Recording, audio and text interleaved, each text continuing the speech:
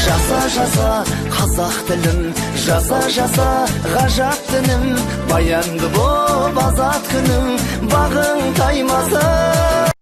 Сәлеметсіздер ме, білім алушылар? Бүгін біз сіздермен қазақ әдебиетінен Абай Құнанбайұлының 17-ші қара сөзі туралы сөз өрбітпекпіз. Өздеріңіз білесіздер, Абай ұлы ақын, философ, композитор, сазгер, ағартушы, ойшыл, мысалшы, аудармашы. Абай ақындық өнерге 40 жасынан асқанда құлай беріліп, өмірінің соңына дейін созылған 20 жылдық әдеби қызметінде 8000 өлең жолы мен 46 нақыл сөзін жазып қалдырды. Ол нақыл сөздер Абайдың қара сөздері деп аталады.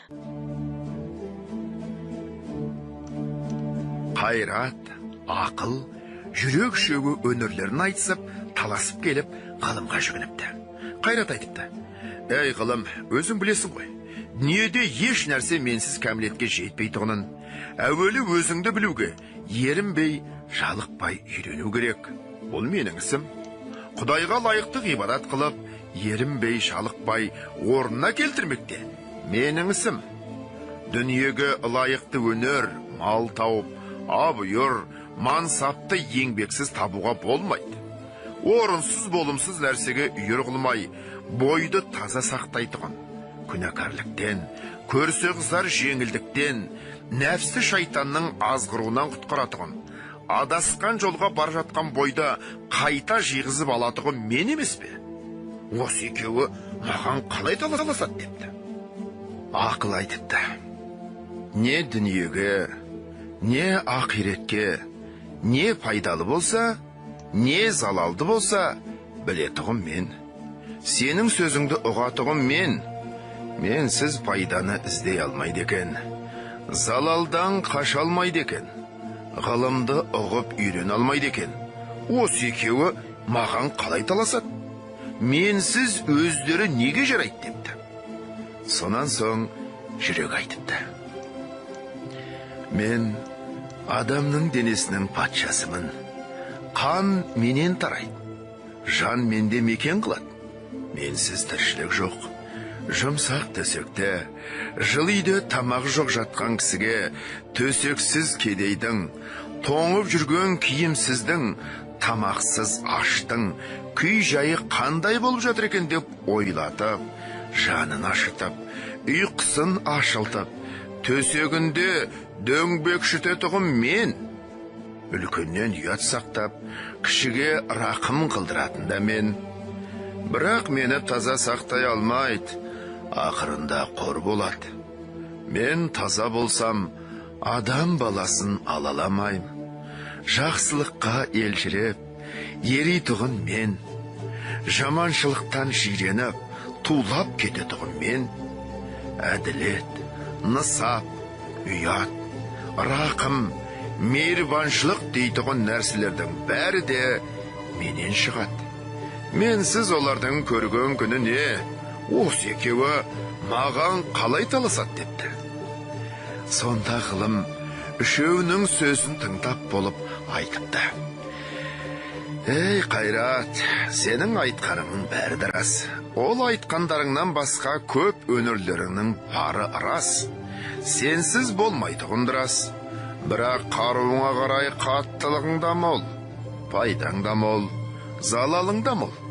Кейде жақсылықты берік ұстап, кейде жамандықты берік ұстап кетесің, соның жаман депті. Ей ақыл, ақыл, сенің айтқандарыңның бәрі де рас. Сенсіз еш нәрсе табылмайтұғын да рас. Жаратқан тәңірінде сен танытасың. Жаралған екі дүниенің жайында сен білесің. Бірақ сонымен тұрмайсың. Амал да, айла да бәрі сенен шығады. Жақсының, жаманның екеуінің де сүйенгені сен. Екеуінің де іздегенін тауып беріп жүрсің. Ей, соның жаман депті. Сенің шөңді басыңды қоспақ меніңсің депті. Бірақ сонда билеуші, әмірші жүрек болса жарайды. Ақыл сенің қырың көп, жүрек сенің ол көп қырыңа жүрмейді. Жақсылық айтқанына жаны, діні құмар болады, көмбек түгіл қуанады. Жаманшылық айтқаныңа ермейді, ермек түгіл жиреніп үйден қуып шығарады. Күшің мол, сенің де еркіңе жібермейді, орынды іске күшіңді аятпайды, орынсыз жерге қолыңды босатпайды. Осы үшеуің басыңды қос, ғылым екен. Осы үшеуінің біргісі де менің айтқанымдай табылсаңдар, табанның топырағы көзге сүртерлік қасиетті адам сол. Үшеуің ала болсаң, мен жүректі жақтадым. Құдайшылық сонда, қалпыңды таза сақта. Құдай тағала қалпыңа әрдайым қарайды деп, кітаптың айтқаны осы депті.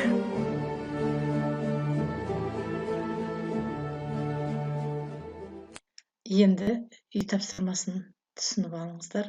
Абайдың 17-ші қара сөзін оқып, мазмұнына терең үңіліңіздер. Көркем әдебиеттерден, баспасөз беттерінен Абай туралы қандай ой пікірлер айтылып жатыр, соны іздеп тауып зерттеңіздер. Сөзін оқыған актер Болат Әбділманов. Сіздермен бірге болған мен Ережепова Әдия Оразақынқызы. YouTube каналына жазылуды ұмытпаңыздар, лайк басып, пікір қалдыруларыңызды сұраймын. Зейін қойып көргендеріңіз үшін алғысымды білдіремін.